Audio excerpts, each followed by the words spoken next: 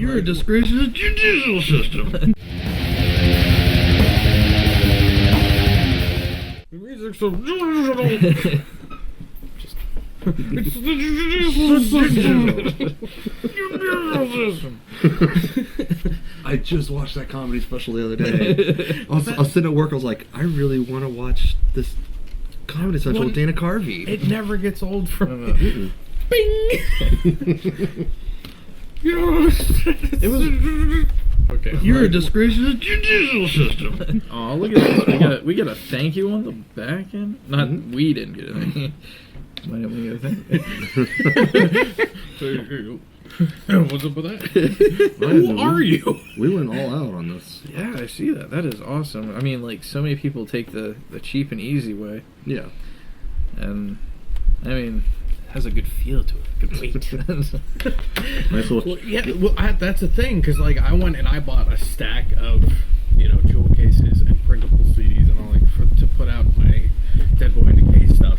But, like, I couldn't find a regular jewel case. I could only find the fucking minis, and I'm like, that doesn't feel the same. Slim ones, yeah. And I'm like, but I got a bunch of shit art that I want to throw in there, because I always want to put in a whole bunch of artwork and digital art and all that kind of stuff. And no. I mean, I like that there's some bands that still do that, like Nails does that. Like, they'll, even whenever they digitally release it, they give you the whole booklet and everything. Yeah, that's cool. But, wow, that's fuck off loud. I mean, Voice modulation disorder. Look at the waves. So, who is this on the cover? Was that like... That is the girlfriend of our former bassist. Hmm. She was on that album cover and the original album cover. Yeah, I was like, she looks like the same person, so I didn't think, like, I was wondering, did you hire, like, professional model each time, or did you, like, go to somebody to come up with the concept art, or...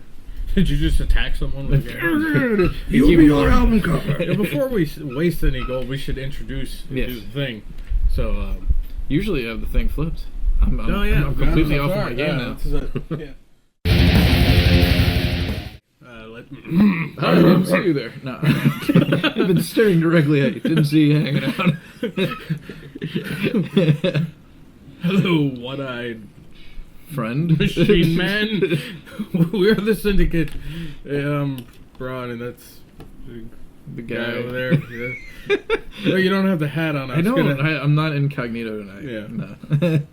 I wore the hat to a show, and like all these people I've known for years didn't recognize me. Like I'm just wearing a hat, and like people were coming up to me and being like, "You look just like this one guy I know." they're like, "Holy shit! Did you see that other guy that looks just like you?" It was the whole Superman thing. If I took off the glasses, I'm no longer Clark Kent.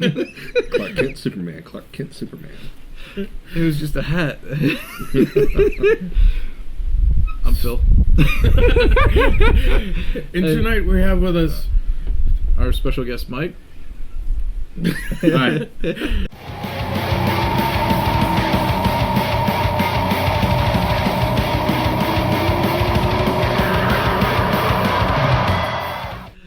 You might recognize him from... Or not. I'm not the most recognizable guy in the band. You might recognize him from such films as... I ran out of my joke there. Hi, I'm Troy McClure. So, who would you say is the most recognizable person in your band? If you say the most recognizable guy in the band, and then you say your new bass player, No, that would probably. Just because of like past. Yeah, just who he is in the scene. Yeah. No, I've gotten off stage wearing the same clothes, and people walk up to me outside. Dude, you see that band? No. Which band? The band that was just on. Oh, the sweaty guy on stage? Oh yeah, he's all right. He's all right. I'll tell you, here's dick. Yeah, I unfortunately, I never could do that. I could never manage to swing that every time I get on stage. Even like, before it was long line, pull it back in a ponytail. Somehow I'm still recognizable for some reason. Hey. I think it's because I change hats. But that could be. I think It's the hat. thing. It's the hat. It's the hat. It's definitely the hat. I have a strong feeling if I tried a hat, it still would not work. Did you see the other guy with the hat? Oh, the guy that looked like me wearing a gray hat, but now I'm wearing a black hat? It's the whole Fred Durst thing. Yeah. This is my blue Yankees hat. I need my red one. Either that or it's the over the top thing, and you just It's like a bitch switch. around. It's like a switch. I'm like a machine.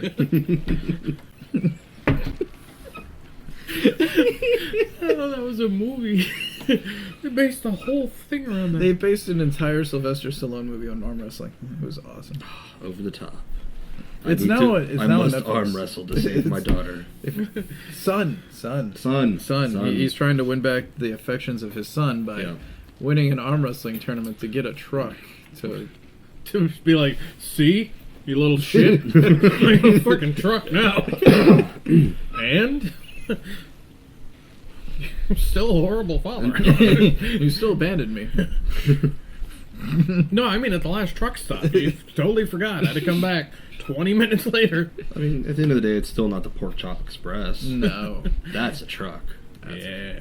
But it's still not maximum overdrive. Yeah. No. Yeah, that's... No. You can only have one Green Goblin truck. Yeah. I wonder if they're ever gonna, if they ever remake that, if they're gonna...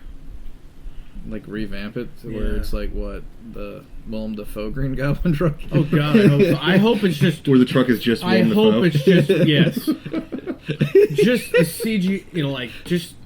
We have the Willem green Dafoe screen, and motion capture his faces with a ha, and there you go. Or get his, him from Antichrist where he's ejaculating blood. Throw that in there somewhere. truck on a pile of dead bodies. I will be right back. You continue. He's just gonna leave us on ejaculating on dead bodies. Interesting. That didn't Interesting segue. Yeah, that didn't even happen in that movie. I mean, there was a clitoral door try to cum blood yourself because it was very painful the way that happened. Sounds like it. He shows up for goat ass. I do show for goat ass. Now I have to go again. Speaking of which, we got him an inflatable sheep once. That was great. That was my birthday present. Yeah. That was awkward. Yeah, we got him fake blood for lube because that was. And I fuck sheep T-shirt. So how are things? Captivating television. Alright. I came to the right place. So, Mike, tell us about the album. You just released it. What went on in the making? All the good stuff. I mean, you were just telling me that, this is actual CD. Not an MP3. Not an MP3, not full-on concept album, 20-page booklet, thank yous, credits, all this stuff. This album was actually... this album's actually 3 years in the making. We got back together in 2012, decided in 2013 to start writing an album, and then shows, lineup shakeups, more shows, everything just kept postponing it a little bit, and then finally the moons started aligning, and boom, finally slowly becoming a monster, which I've been talking about for years, sees the light of day.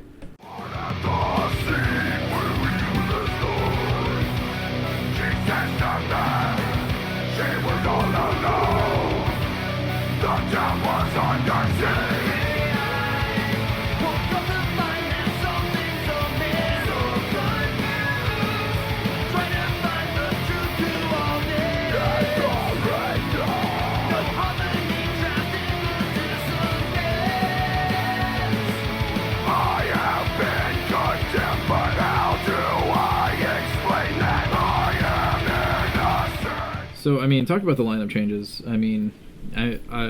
Recently you just got a good friend of mine involved as your bass player. You recently lost a keyboard player.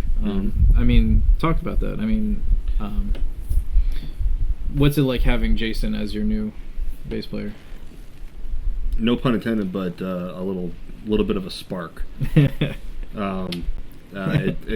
definitely rejuvenated some things with us because, you know, like I said, 3 years in writing an album, you can tell, you know, just you guys have been in bands, you know how writing can be. Mm-hmm. Yeah. It's just nothing but ups and downs, a lot of bickering, a lot of I hate you, a lot of fuck you, a lot of love you, you know.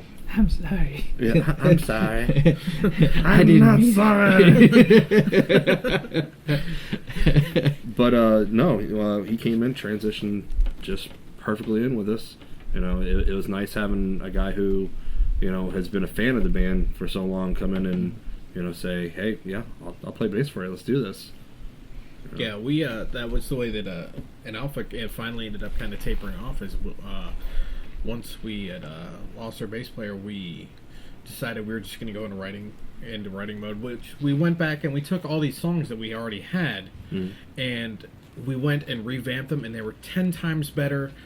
Everything was going great in the recording, but like it was causing a lot of tension in the band, and like and when we should have, I've said this before, we should have just kept playing out, you know, without and just used that as an advertisement to be like, hey, is there a bass player out there that would like to play for us? You know, but we didn't, and it caused so much tension, and that always killed me because of the fact that we ended up with the best material we had ever written and never got to finish that. No. Never got to play that out. Well, I mean, even through the bickering and everything, that's how I feel like we wrote some of the best material. Was the fact that we just, you know, just kept pushing, and pushing and pushing as hard as we could, you know, because we, like I said, we've been talking about this album, you know, that we're going to do this album for years. We released our first album October of 2009, I think, and then the band had a full-on breakup, went on hiatus. I joined Worlds Divide for a little bit, and band got back together, you know, due to a major outcry on Facebook. Which that is awesome. Yeah. Yeah, It really was is. weird. It was one of those things that, you know, this is never going to happen, and then someone just jumps onto the band's, at the time, vacant and, you know, nothingness of a Facebook page, and said, we want you guys to get back together. And then so many comments later, you know, note to the sponsor. So many comments later, they were like, all right, let's just do a reunion show. We'll do one time only reunion show. Try to get all the original band members back together, which we got most of them. And then it became one of those, I guess, Motley Crue type things where, all right, this is that one reunion show. Let's do another and another. And Well, we got to do a Now let's get a roller coaster for these drums. But I mean, I gotta say, like, for the last few years, your band has been one of my favorite bands in the local area. Appreciate that. I'm just every time I've seen you, I mean, just a lot of energy, a lot of strength on stage, and like, I gotta say, like, a lot of bands don't really they seem to me like they're writing just to write. Like, I made this guitar riff, you throw some lyrics to this, and you've got drums, right? And we have song for you now. And there's no, like, I felt that where like I can be like, oh, that was good, you know. And like, to me, that is or like been a void, and not just the local scene, but I mean, like, in general. I mean, like, national acts and everybody, they're just like, or like foresight, like you said, you know, to write a concept out. The foresight is the thing that's kind of, you know, continuity doesn't go together that great for a lot of bands and things. Not that all albums have to be concept albums, No, right? Because no, of course. I mean, we have plenty of Maiden albums that we can call back on, but like, you know, to have, you know, that type of foresight and to be able to, even though, you know, like you said, you know, like 3 years in the making to get there but still have that, to be able to pull that off and pull off that idea is that's gotta be a great feeling. Be like, see, it's fucking right there. Yeah, exactly. Right goddamn there. Well, I mean, not even just in Screaming at the Silence, but like I was telling you earlier today, when I heard One Lung, that grabbed me. I was like, that's some fucking determination. Yeah. And I was really feeling it, and like I gotta say, like, it was refreshing to hear somebody else out there who's, because for me, and I know Ron as well, when I'm writing lyrics, I'll constantly be like, not good enough, and the band will be pissed off at me for like months on end. They'll be like, come on, dude, and I'll be like, no, it's not good enough yet. And I could tell that you put a lot of time and a lot of thought into what you were writing, and that it was really refreshing. Yeah, writing a concept album is just challenging because the whole continuity aspect of it. You don't want to repeat yourself too much. You know, I did this lyric in this song. But you also need to tie them all together in ways that also becomes the. Yeah, I mean, it started off as, you know, a story between the bassist on the album and I that, you know, we came up with years ago, and we were talking about we're gonna do a concept album one day. Okay. You know, and finally when we started writing these batch of songs, you know, the idea came back up in passing, and we're like, fuck it, let's do it. Let's do it. Let's do a whole concept album. Let's just jump right into this. You know, not to, you know, downtrodden any other bands in the local scene, but there's not a lot of bands that have concept albums. No. You know, I remember ABM's first album was a concept album, but that was by accident. Right. It was like I wrote one thing, and then like I slipped and fell into this concept album, and then I slipped again. And like I didn't even like I had just been writing songs, and Alan was like listening to them all, and he's like, this really does show the growth of someone.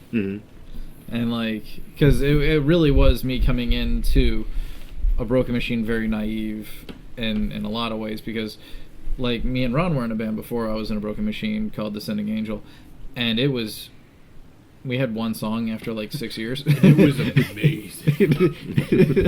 It was a good song. We had one. Just won the show. Yeah. And like, so it was like, but it showed a lot of progression, and like he really sat down and he like deciphered this whole thing, and it was like I said, it was an accident, but he was like, this tells the story of how you get to here, this tells the story of how you get to here, and it was just amazing, like because the songs weren't even arranged originally like that, and Alan listened to the songs and went in and rearranged everything, and was like, it is now a concept. Yeah. And I was just like, awesome. Yeah. That was crazy. But I mean, you sat down and put time and thought. Yeah. Like I wrote 8,000 words of a story. I mean, I think the last concept album I listened to was Lasana, The Silence. Okay. I don't know if you guys ever listened to that album, I haven't heard it. but it is an amazing concept album. If you get a chance to check that out, that was a really good concept album. They're very screamo, but like their first album was very raw, very, you can tell we're new to the scene, and then The Silence was that album that really spoke. They went on this giant long story of this person's inner demons that are constantly controlling them and forcing them to, you know, like, here I am standing looking at her, and I'm realizing it's me that's killing her, and it's you that's in me, and it's just like this insane concept album that's really, if you get a chance to check it out. But and then their third album was over polished for me, as a lot of bands do. They're like, we got a little bit of a budget. Let's polish it up. Yeah. This looks like this has a budget. Is this just 3 years of budgeting? Very much so. Definitely 3 years of budgeting. That's a lot of milk money to put away. Yeah. Well, I mean, that's another good point, though. I mean, like, you guys are local musicians, mind you, good local musicians, but you all have day jobs. Yep. What kind of stuff do you guys do, like, for day jobs? I work in a retention department of a pest control company. I have a mechanic in the band. Our drummer works good to have. Oh yeah, absolutely. Our drummer works for AAA. Another good. Our guitarist is a vet tech, so she's got medical background. You know. This is that's planning right there. That's, Yeah. And Sparky is I think he's doing home remodels now. Oh wow, I did not know that. I'll be back again. I have sick Alright. child who's like. oh, here I'm gonna pause this for a second because And we're back. he had to go ejaculate Dead blood on bodies. dead bodies. Goat face. Like- Ass. like you Goat ass, yeah. Goat ass face. Go ass. Willem Dafoe. It kind of does look a little bit like a goat ass face. In a good way. In a good way. I like it. I just please don't come after me, Will Dafoe. You're terrifying. If it makes you feel better, you were my favorite Super Bowl commercial this year. Yeah, I saw a crack thing on that fucking puppy monkey baby thing. I'm gonna have fucking nightmares. Yeah. That was I want to horrible. point out, I have a guy at my job who just constantly is puppy monkey baby, and just will just come over to you and say that like 8 times and then walk away, and I'm like, It's only been 2 days. Oh no. I've got an axe in my car. You can bring it. You can put a stop to this. Only you can prevent forest fires. Only you can prevent puppy monkey. no, my favorite was the fact that Mario Lopez and Melissa from Clarissa Explains It All, what's her name? Melissa Joan Hart. Yes, they did a Christmas movie together called Holiday in Handcuffs. Really? All right. Did Vivid Entertainment supply the money for this film? I wish, but no. And like a year later, like Mark Paul Gosselaar did a Christmas movie with God, I can't think of her name. She was in that one of those dance movies that were really popular, but it was called The 12 Dates of Christmas. And you watched these? I'm assuming these were all ABC Family. They were either that or Hallmark or something. Yeah, sounds about right. I watched these with my daughter. I won't lie. Okay, you've got an out. You've got an out. Because once again, I'm like, what are these movies that you speak of that are not horror movies? Oh, Running Scared. Yeah. I can't believe you still. I forgot to give it to you. Yeah, I'm in a huge hurry to watch that. It's actually. Did you see Running Scared with Paul Walker? Oh no, I didn't. Oh my god. Dead guy. Seriously, people. If there's Not soon enough. I couldn't if there's remember a his Paul name. Walker movie to see, it is that one though. It is. It really is. Was anyone murdered? Yes. You have my I'm not gonna break a glass. Quite and try to- violently. I'm not gonna I break wanna- a glass and try to pull a Leonardo DiCaprio, but I'll squeeze my cup. There was this awesome scene where it's all black light and they're all in a. You had my interest. Now you have my attention. They've got these. The mob has got these guys all tied up, laying on the floor of an ice rink, and they have like AAA hockey players slamming pucks into their faces. It is Brutal. Okay. Yeah, that's. Did not expect that.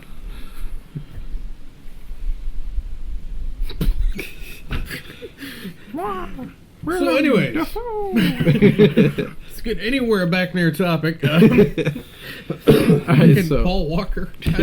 How does he keep popping up in these? you brought him up that time. Well, yeah, well, it's Josh's fault from that other time.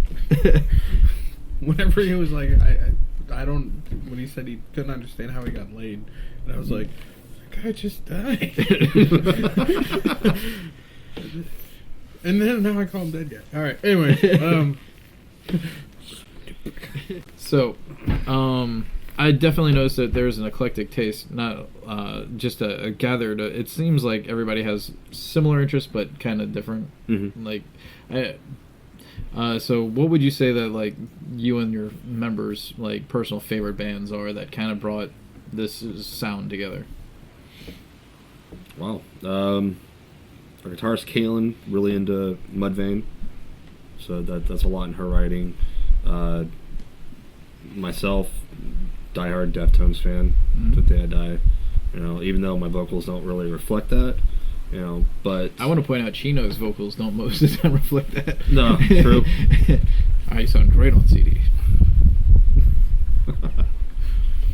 You know, the rest was, you know, metalcore bass, I guess. You know, it just a big cornucopia of anything heavy and light. I don't know. That's I find kind of a broad question. It is. What are your influences? Well, I mean, like all of them. I mean, I've been listening to things since I've like heavily influenced by G.I. Joe when I was younger. it's true. I am heavily influenced by G.I. Joe. Like, in real life, I mean. All the bad guys look so cool, and the good guys look so dumb, but... So, by the way, some of the new singles that will be coming out with, you'll notice he's going for a Cobra Commander-esque vocal. Cobra! There'll be a lot of hissing.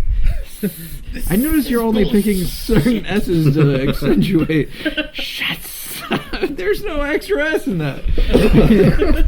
Sorry, I watched that episode of Community where like he was blacked out and dreaming he was in a G.I. Joe cartoon.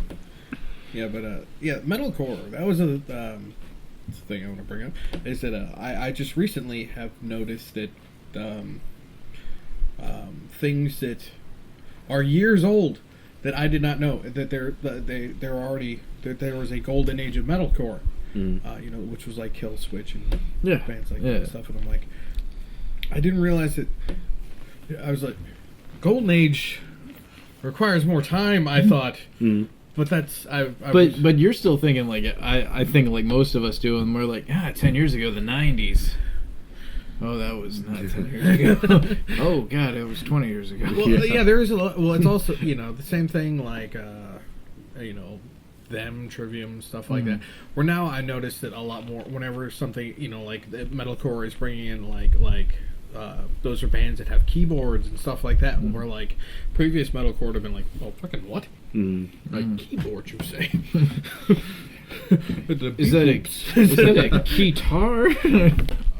Kane Hodder choked me once. Did he really? That is awesome. Because I worked or in a horrible. I'm not sure, depending upon the circumstance. I think he was still pissed because I out-Jasoned him. I worked at a movie theater for many years, and he came in for Hatchet 2's premiere. I'm sorry. Yeah. And I don't care. I loved it because I was like, oh my God. We're standing up on the second level watching people pour into the theater, and this guy walks in with a huge poster that he wants to have signed.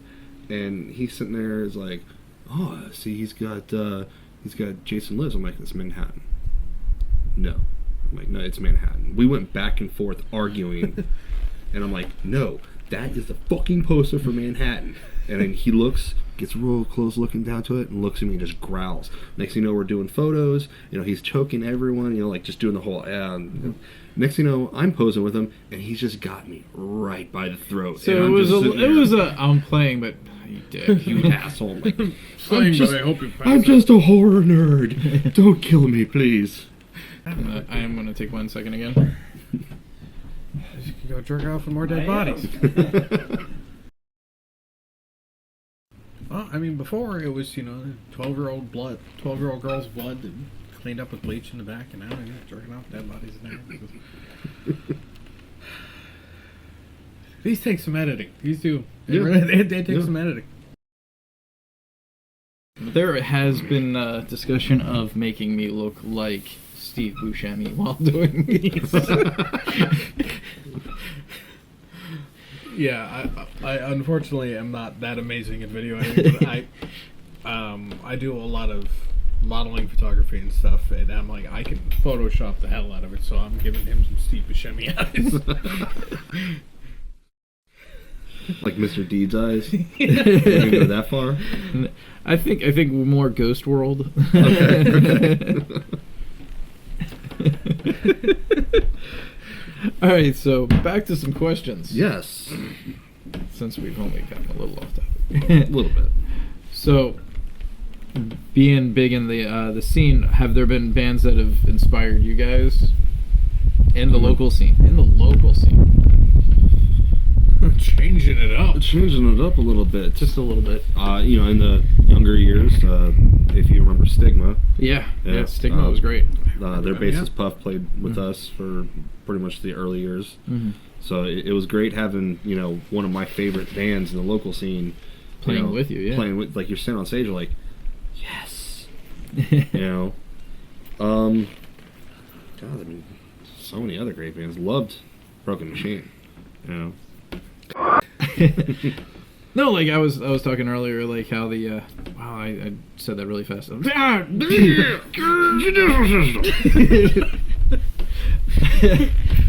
how I would watch like End of the Rope shows and be like, they really brought that. That was such an awesome show. We got to come out and be that good, you know. Yeah. So, like I remember like when ABM first entered the scene and End of the Rope was entering the scene. The only real big band in the area was. Is that at Old Gas Alley? No, that was at Boomers. Oh. Yeah, and we we showed up there in suits just so that we could be like, why are they in suits? Because I distinctly remember us stopping at the gas station on the way there and walking in slow motion as we walked into the gas station. There were a lot of slow-mo walks back then. And trunk popping. That's different stories. Yeah, that's it. But, no, I mean, like, but back then in the scene, I mean, there was Animosity had started coming out of the scene. That was the all-female. Was that the band that Kelly fronted?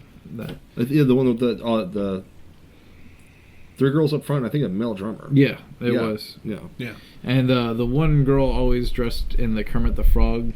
Mm-hmm. While playing guitar. Well, not always, but like during a Halloween show, she did that, and then she was like, "Oh, I'm gonna do it again." Yeah, I'm gonna work it again. Well, I remember them because of the fact that I remember the bass combo amp, and where the hell did I see that? I remember them because I never had the courage to talk to a girl at that point, and for some reason, I had the courage to talk to her, the singer, and I was like, "You're really pretty. Will you go to? Would you like to go to the movies?" And she actually said yes. This is around the same time in which your dick was being shown at the place where you show your dick. Vivid Entertainment. Go for another sponsor. Liquid Blue. Yeah. No. So, yeah, well, I mean, yes, Jen, yes and no. So Jen from the one that can pierce your dick, you're fine with talking to with your dick out. But I wasn't. Somebody that's not willing to stab it. I want to point out, like, I was terrified in that moment because I was on stage and she has me whip my dick out, and she could have a piercing needle anywhere on her, and she was really drunk. So the aim might have been a little. Here's where I feel bad for everyone at that event. Is that I was in line in a costume contest dressed as the Phantom of the Opera, and the guy in front of me was dressed like the just a monk, and my friends had talked me into doing the costume contest. I was like, I'm the Phantom of the Opera. I'm not that original of a kid. So I step in line and she convinces the monk in front of me to flip open the back end of his outfit and shove the giant plastic cross up his ass in front of everyone. And I'm like, oh dear God. Why? What have I gotten myself into?